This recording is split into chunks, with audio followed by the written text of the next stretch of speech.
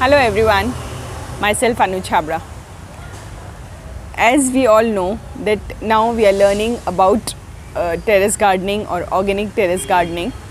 So every one of us are so excited that we are buying plants or we are borrowing from our friends or somehow we have started collecting plants. Now what happens gradually when the collection is becoming bigger, after taking so much of care, we observe that few of our plants, they have started becoming like this. Few of them, they are giving signs like this. Few of them, they have started drying. Few, they are getting spoiled like this, and few have started wilting. So though we have taken so much of care, why these things are happening?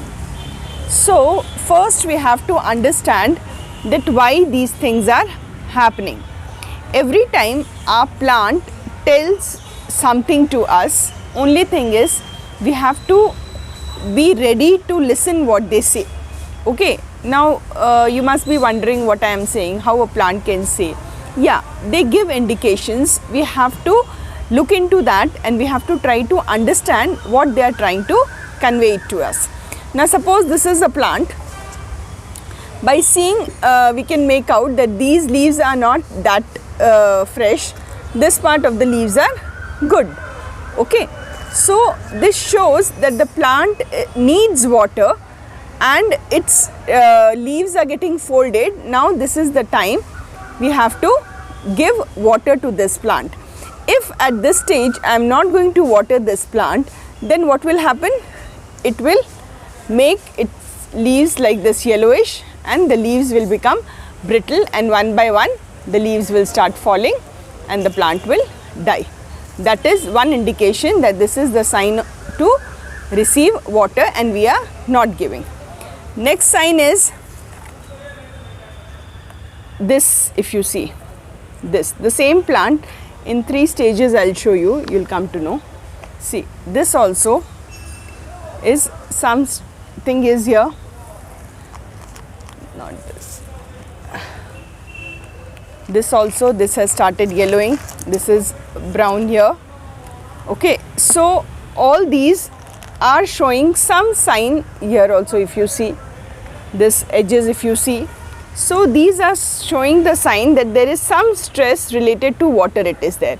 It can be either less of water or it can be more of water. Excess watering if we have done, then also this problem can come, or sometimes less watering, how much ever it requires. If less than that we have given, then also this problem can come. Okay, now how to understand how much a plant needs water and how to give that. So the easiest thing is, first we should understand the soil of the plant. Now whenever we have to give water to a plant, the simple technique is you have to insert your finger inside the pot and just take it out. Anything is there? No, the finger is clean. This means that this plant is ready to accept water. Okay, now suppose I insert my finger in this or in this, any other. Okay, so you can come to know properly. So what does it show? If I am inserting my finger in this, so what does it show? That the soil is moist. So this everyone should make it very much clear that the plant does not need water to survive. It needs just little moisture. So if excess water is there, so the roots are going to get rot and the plant will ultimately die. So every time it's not possible for us to put our fingers inside and check the soil. So for that reason we have to change our soil little bit. So you have to understand whichever plant they need less water, the soil what we have to prepare for that, they should have little perlite or less of coco peat, so that the water retention capacity is less. But whereas some plants are there which needs more water and little moisture compared to other plants, they need little more moisture. So those plants can have in their soil little of mix of cocopeat you can add. Okay, so that will retain moisture. Now one more thing I'll tell, few things are there related to watering, that also I'll explain. Now suppose this is one plant. From here if you see, the plant looks quite healthy. Okay, now if I turn this and you see this, all the roots are exposed. So now this is the time it has come when, if I'll not take care of this plant properly, might be some problem will start coming with this. Why this is happening? Because of the way the watering is given. So every time if you feel that suppose this is the container, with this I am giving water, and every time from this side only with the pressure I have given water. So what's happening, the soil from this area has moved and the roots are exposed. So what's happening, the other area the soil is getting collected, and over these roots there is no soil. So when the roots are exposed to the sun or in the atmosphere, gradually they will dry and the plant is going to die. So one thing is, we have to check how we are going to water also. So whenever you have to water, don't pressure it like this. You have to take it with the hand and you have to sprinkle it all around, or you can take a bottle with the holes you can put in on the cap, and then you can do it, or you can use spraying cans. These are the three ways to have safe watering. Okay, this is one method. Now few plants are there, they do not need much watering only. So how to identify that? Now see, these are adeniums.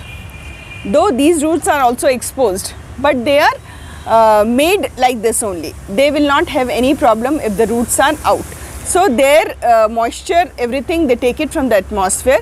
So there, this part, the codex part, you can see it is really thick and the water is absorbed in their leaves and in their stem. So even if 15 to 20 days I am not watering this plant is not giving any trouble and they are happy. But as I am giving this plant at least weekly once or once in 3 days watering, definitely this codex is going to get rot and this plant will die, because it's a desert plant. So it does not need much water. Okay, so that is one thing. Now few kinds of plants are like these orchids. Orchids, they don't have any mediums. They are just the roots with the cocopeat chips. So they take the water from the moisture in the atmosphere. So unnecessarily every time we don't have to give water, we just have to see that this is moist. So for this kind of a ferns or moss you get, so these we hang it around these plants. So they are very good in absorbing the moisture from the atmosphere. So that takes care of the watering of the orchids. And apart from this also, when we water, so one time we'll water and remaining time it will take moisture from this plant. Now sometimes what happens, we are giving water. Suppose I tell this plant is having this problem, all the leaves and all are falling, the edges, this is not healthy. See, these are all not healthy, these tips.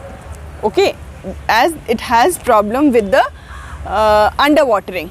But if I touch the soil is moist. Now what is the problem? I am watering, but still the plant is showing that there is a stress of the less watering. Now for that, if I gently lift this plant, you see, now what's happening? For long time it has not been repotted, so there is a root ball formation is there. Okay, now whenever I am watering this plant, so before it reaches to its roots, the water is out of the pot. So even if I am watering daily this plant, the roots, and before the roots get time to absorb the water is out of the pot. I am giving water daily, so I am wondering that why this is happening. Because regularly we have to check that whether there is a root ball formation or not. So at least once in a year or once in 6 months, depending on the time availability, we have to check whether this kind of a root ball is there or not. If it is there, then we have to loosen these roots little, and whichever size of pot they are growing, one size bigger we have to put it with the new potting mix. Okay, that is one issue. Now one more is there. Now this is the plant. This watering is soil and everything is okay. Watering I am giving, soil is also good, regular watering is also there. Again, then why this is happening? I have selected the same plant so that you will come to know what is the difference. Okay, see, now in this, suppose I water.